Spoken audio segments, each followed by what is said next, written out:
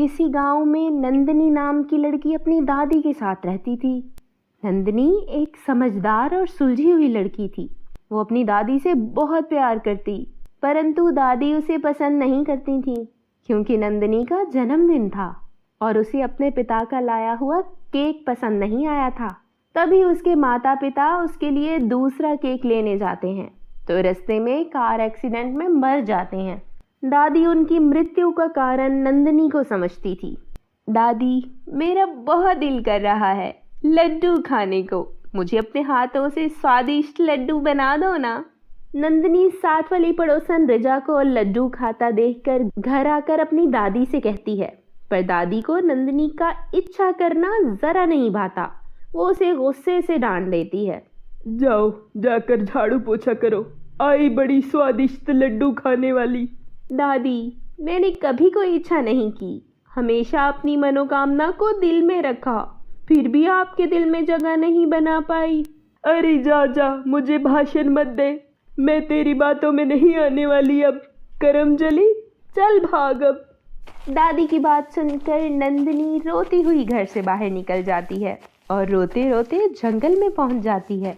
वो वहीं एक पेड़ के नीचे बैठकर रोने लगती है। तभी उसे एक बंदर के कराहने की आवाज़ आती है। नंदिनी डरकर इधर उधर देखने लगती है तो उसकी नज़र एक घायल बंदर पर पड़ती है।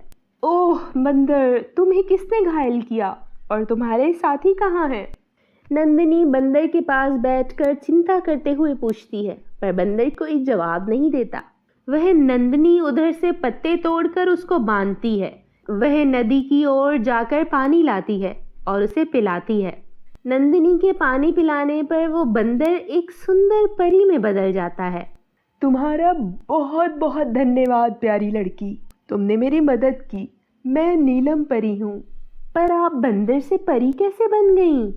नंदिनी हैरान होकर सवाल करती है तो परी कहती है, मैं बंदर का रूप धार कर छोटे बंदरों को खाना खिला रही थी, पर कुछ शरीर लड़कों ने मुझे पकड़ने के लिए जाल फेंका, जिसके कारण मैं घायल हो गई, पर तुम्हारे कारण ठीक हो गई हूँ। तुम बताओ, तुम्हारी कोई इच्छा है तो वो मैं पूरी कर दूंगी।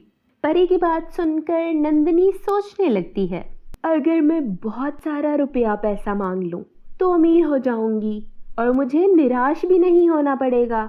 तो मैं सोने का पेड़ मांग लेती हूँ, जिससे सोना कभी खत्म ना हो। इतना सोचकर नंदिनी परी से कहती है, मुझे सोने का पेड़ चाहिए जिसका सोना कभी खत्म ना हो। इससे जितना सोना उतारूं उतना ही बढ़ जाए।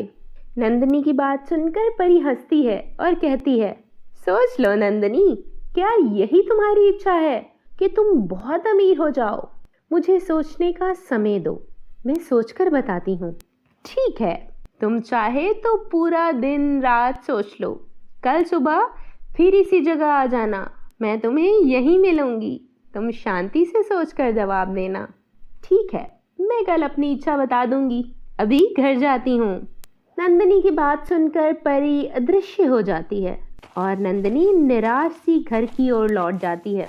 घर जाते समय उसके मन में एक ख्याल आता है, क्या पता कल मैं सुबह वहाँ जाऊँ तो वो परी वहाँ ना हो। मुझे आज ही अपनी इच्छा बता देनी चाहिए।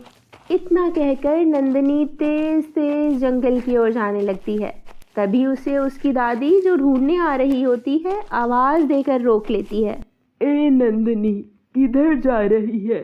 समय देख, कितना अंधेरा हो रहा है और तू घर जाने की बजाय फिर कहीं जाने के चक्करों में है। चल वापस घर चल, मेरी बूढ़ी हड्डियों में इतनी जान नहीं कि आधी रात को तुझे ढूंढने निकल पड़ूं। नंदिनी दादी के गुस्सा करने के कारण चुपचाप उसके साथ चल पड़ती है और मन में सोचती है, इसमें भी कोई ऊपर वाले की बेहतरी ही होगी। घर आकर नंदिनी खामोश बैठ जाती है। उसकी दादी भी कोई तवज्जो नहीं देती तो नंदिनी का दिल बहुत दुखता है। काश मेरी दादी भी मुझसे प्यार करने लग जाए, जैसे दूसरों की दादियाँ उनसे प्यार करती हैं तो कितना अच्छा हो जाए। नंदिनी को ये ख्याल आता है। तभी उसे करंट सा लगता है कि वो अपनी ये इच्छा पूरी करवा सकती है, क्योंकि उसे परी ने मौका दिया था। सोच कर बता देना। अब नंदिनी को सुबह होने का इंतज़ार था। मैं सुबह होते ही जंगल में चली जाऊंगी और और परी से अपनी इच्छा पूरी करा लूंगी। सोचकर नंदिनी पुरसुकून होकर सो जाती है। वह अगले दिन नंदिनी खुशी खुशी जंगल की ओर चल देती है और वहां बैठकर परी का इंतजार करने लगती है। वह थोड़ी देर ही गुजरती है कि परी वहां प्रकट करती है और नंदिनी को अशांत बैठा देखकर कहती है, हाँ नंदिनी, बोलो, क्या सोचा तुमने रात को? कौन सी इच्छा पूरी करवाना चाहती हो? मुझे अपनी दादी के दिल में अपने लिए प्यार मोहब्बत पैदा करवानी है। मेरी दादी मुझसे प्यार करे और मुझे मनहूस ना समझे, यही मेरी इच्छा है। और कुछ नहीं चाहिए मुझे, क्योंकि माता पिता का प्यार तो देख ना सकी, अब दादी का प्यार तो मिल जाए। इतना कहकर नंदिनी रोने लगती है। उसे रोता देखकर परी बोली, शांत हो जाओ नंदिनी, तुम्हारा दर्द दूर हो जाएगा। ऊपर वाले की कृपा से बस तुम रोना बंद करो और घर जाओ। तुम्हारी दादी तुमसे प्यार करने लगेगी। मैंने एक मंत्र पढ़कर उस पर फूंक दिया है। अब तुम बिल्कुल चिंता ना करो। बहुत बहुत धन्यवाद अच्छी परी, मैं अब घर जाती हूँ। नंदिनी तुरंत घर जाती है और जाकर हैरान हो जाती है जब उसके घर में कदम रखने से पहले ही उसकी दादी कहती है, मेरी नंदिनी, मेरी बेटी, मेरे बेटे की आखिरी निशानी सुबह सुबह कहाँ चली गई थी? तुझे पता भी है मैं कितना निराश हो रही थी। अब चिंता न करो दादी, मैं आपको छोड़कर कहीं नहीं जाऊंगी। वह दोनों दादी पोती खाना खाने लगती हैं और मिलकर सारे घर का काम करती हैं। नंदिनी बहुत खुश थी और खुशी खुशी अपना जीवन संपन्न कर रही थी कि उसके दूर के चाचा चाची उनके घर रहने आ जाते हैं। नंदिनी ने अच्छे से उनका स्वागत किया, पर उसके चाचा चाची नंदिनी को अच्छा नहीं समझ रहे थे और उसकी चाची उसे बात बात पर डांट रही थी। चाचा ने नंदिनी को डांटते देखा तो बोले, अरे भाग्यवान, क्या करती हो?